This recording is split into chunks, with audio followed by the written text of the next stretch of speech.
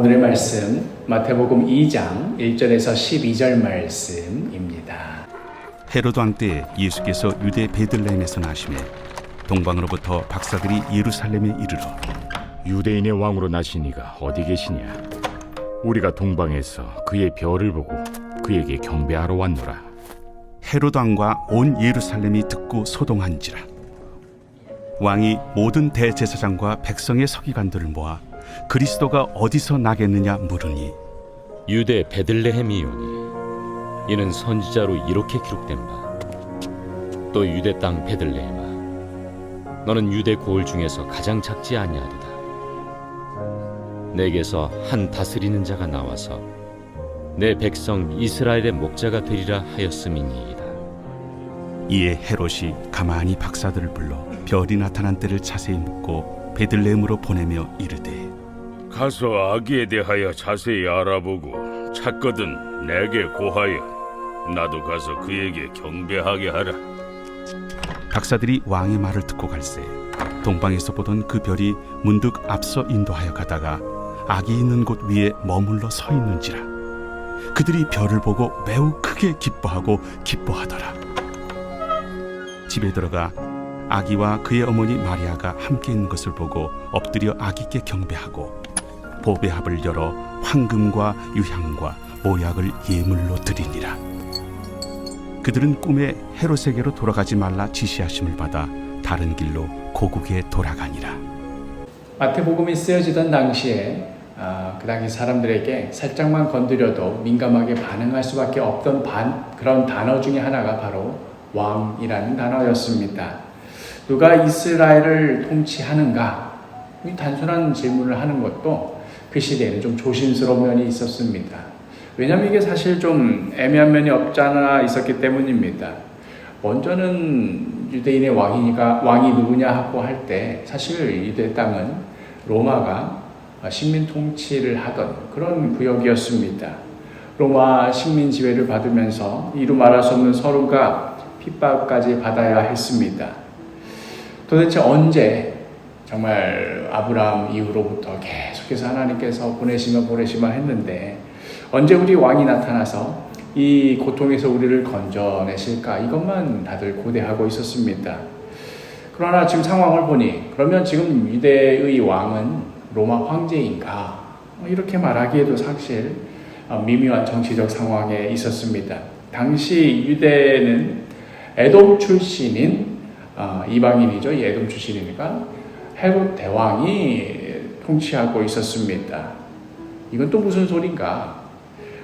이스라엘 지역은 로마 입장에서도 통치하기 굉장히 까다로운 지역이었기 때문에 자기가 로마 사람이 직접 가서 통치하였다가는 맨날 데모가 일어나고 반란이 일어나고 사람이 죽고 이런 일들이 났기 때문에 자기가 직접 통치하는 방식으로는 도저히 이 땅을 다스릴 수가 없겠다. 그래서 친 로마, 그러니까 로마에 대해서 굉장히 유화적이고 시키는 대로 잘하는 그런 인물을 내세워서 그로 대신 통치하는 그런 방식으로 그 지역의 불만을 겨우 잠재워가며 명목상으로는 로마 식민지지만 사실상 헤롯 대왕이 통치를 하고 있는 그런 상황이었습니다.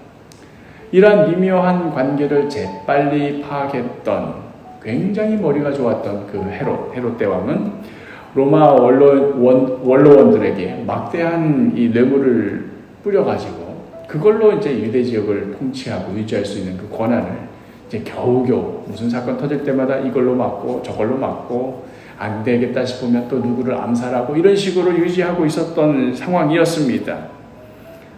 또한 예루살렘 성전을 크고 화려하게 지어서 아니 어떻게 예돔 사람이 우리 왕이 될 수 있느냐고 들끓는 그런 유대인들의 그 불만을 예루살렘 성전을 크고 화려하게 짓는 것으로 겨우 잠재웠습니다.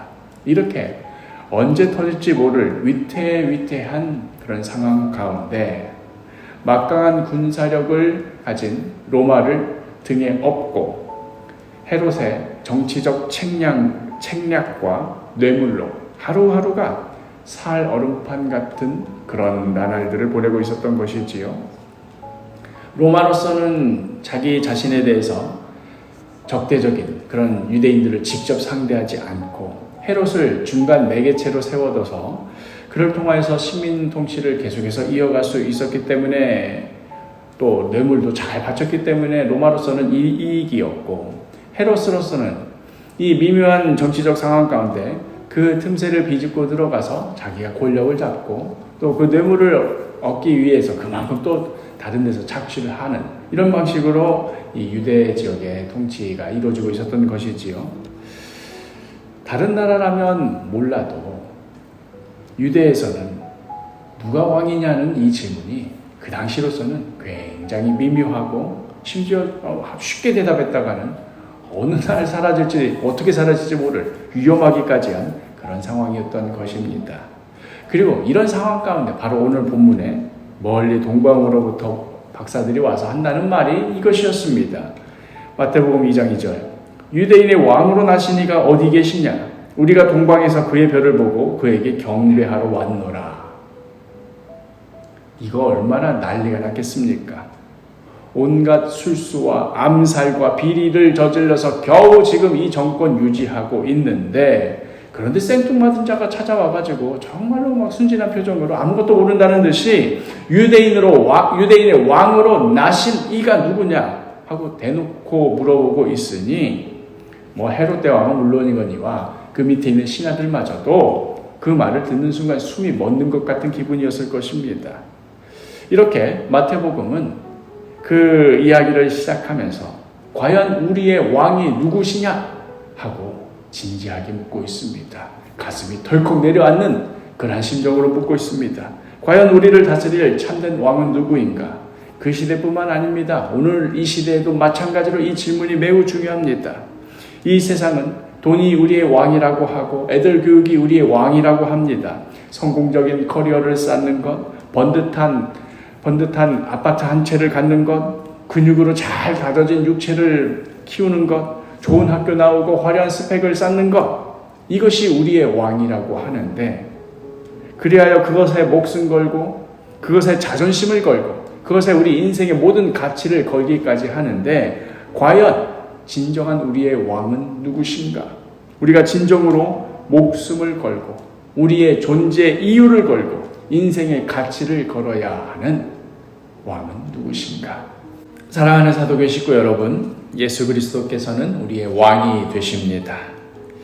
예수 그리스도께서는 우리 모두를 사망에서 생명으로 이끌어내시며 우리 모두를 하나님의 통치하심, 하나님의 다스리심 가운데로 인도하시는 우리의 참된 왕이 되십니다. 이제 오늘 하루도 하나님 나라의 백성답게 우리의 왕의 다스리심 가운데 겸손히 순종하며 그 뜻대로 살아가는 복된 하루가 되기를 간절히 축복합니다.